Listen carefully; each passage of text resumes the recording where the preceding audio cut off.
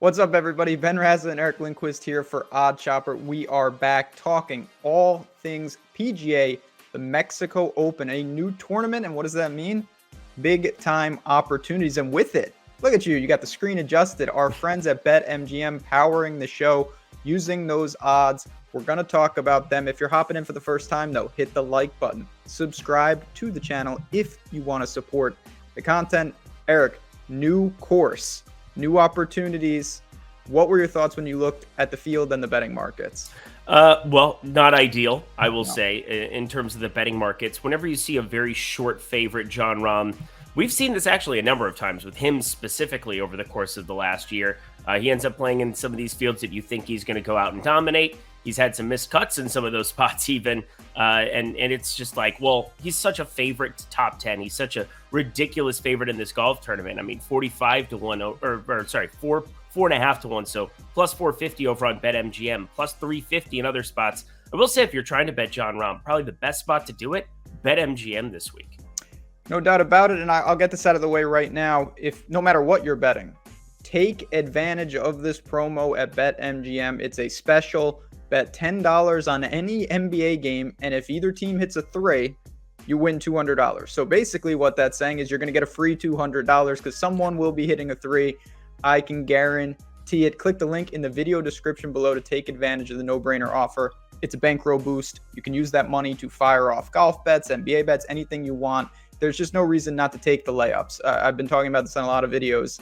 If you're betting, why not take the free money? But let's get into it. You've mentioned if we can beat Rahm at 4.5 to 1, if he doesn't win, and most likely he won't, even though he is the overwhelming favorite, the board is ripe for opportunity. Where were you drawn in a hopefully not Jon Rahm winning tournament? Well, yeah, no, that's definitely what you're doing, is you're fading Jon Rahm if you're like you, if you're like me. I wanted to find a number that was the best over on BetMGM compared to any other book, and I think I got our guy. Okay. Kevin Na. Hi, Kevin Na. How are you this fine day? I thought he was going to be thrown off tour. What happened? I guess not, because, apparently everybody's coming out of the woodwork now, and, we're going to try to get released from the PGA Tour for a hot second. Well, I don't think you're coming back if you do. But Kevin Na is in this field. He's still eligible. He's not doing anything stupid to my knowledge yet.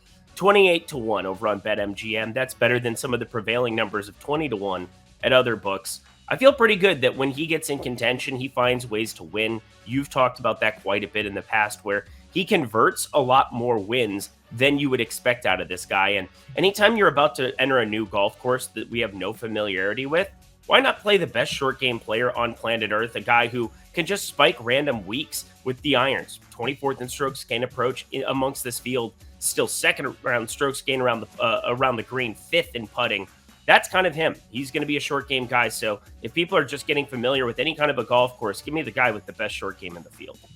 I'm always on board betting Kevin Na on the outright market because he misses a lot of cuts and he wins a lot of tournaments relative to what I think his talent is. He's that type of guy. When he is on, he is unbelievable. That happens infrequently.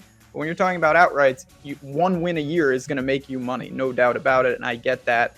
I looked at the board. I put out some outrights, and if you want to see those, right on this very channel, me and Eitan Shander did our entire betting card for this tournament. But the number that I gravitated towards, my favorite bet today, is in the top 10 market, and it's going down 7 to 1 on Wyndham Clark to get in the mix here. Yeah. Welcome to the Meixco Open, everyone. This is what we're dealing with. But I look at Wyndham Clark. I think the first thing that I like, the unknown of the course, I think it could suit what is a weird profile in terms of his skill set. He can be an electric putter and an electric driver at the same time. His irons are not good. It is a weak point of his game. That's always a concern. But then I dove in his best finishes on tour. Well, he's got 6 top 10s to his name. 1 at Bermuda, 1 at Honda, 1 at Puerto Rico. All of those courses, I think we could argue, could be comps to what we're going to see here. It seems like he has a theme. When he gets going, if he can keep the iron somewhat stable, he can lean off the tee. He can get crazy hot with the putter. For 7 to 1 in a very weak field, I think this is the type of week to target guys like that. I wouldn't be stunned to see Wyndham Clark have one of his best finishes on tour. Yeah, he's 7,600 on DraftKings. This is a thing where relative to the skill set of other guys in the field, he's better in terms of the upside he provides. So I think you're definitely onto something there. Looking at a top 10 for Wyndham Clark, I'm going to add that to my card. I feel pretty good about that one. Come on in. Come on in. He's a former Oregon Duck. Your Quack, boys. quack. I'm always Quack, for it. quack. All right. You mentioned Kevin Na. I mentioned Wyndham Clark.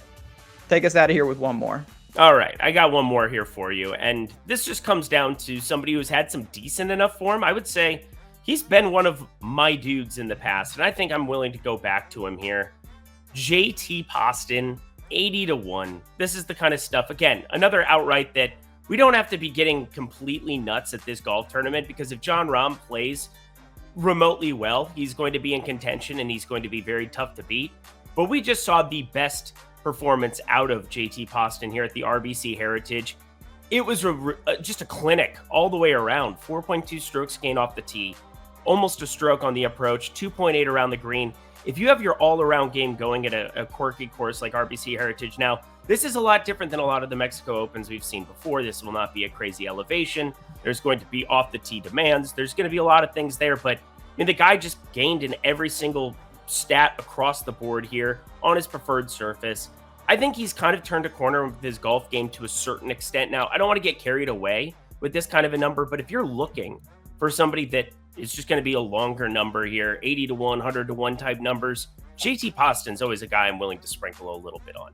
Again, I've always subscribed to the theory when you're talking about long shots, give me a guy that can do one thing at an elite level over a guy that's kind of slightly below average in everything. Cameron Champ, great example of that. Elite driver, doesn't really do anything else, but occasionally that's all you need.